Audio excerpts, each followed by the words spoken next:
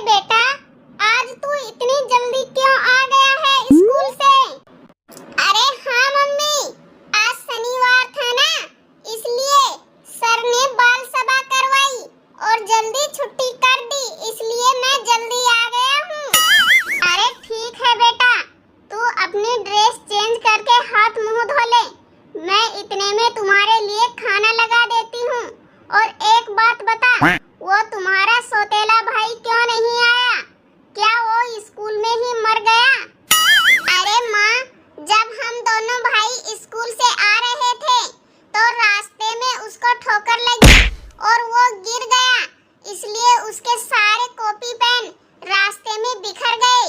वो उनको उठाकर अपने बैग में डालकर ला रहा है।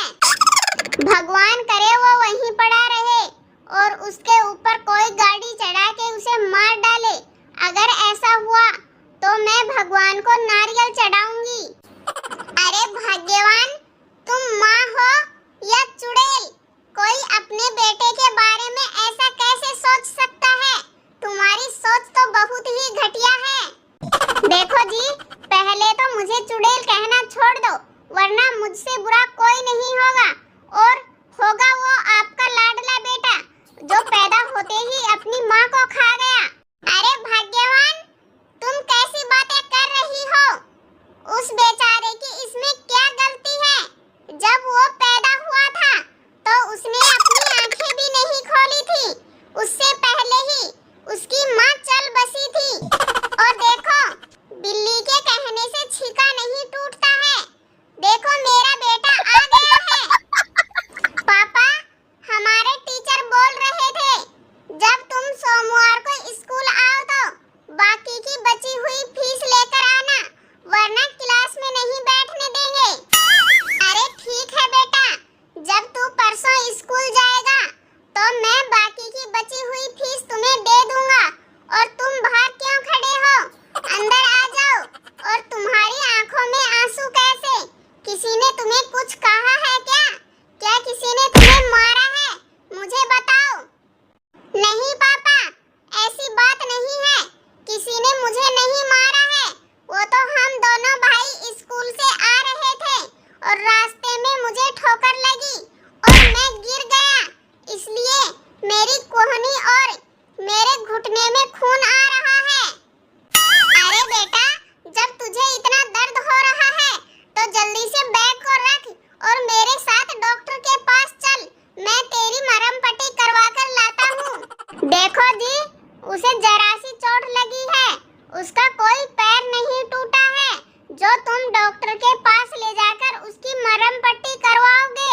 उसे पहले कहो आकर बर्तन मांगे, फिर डॉक्टर के पास जाएगा वो। अरे कमीनी, पता नहीं तुम्हारे माँ बाप ने क्या देखकर तुम्हारा नाम शांति रखा है। तुम मेरे बेटे के साथ ऐसा नहीं कर सकती। तुम अपने बेटे से बर्तन साफ करवा लो।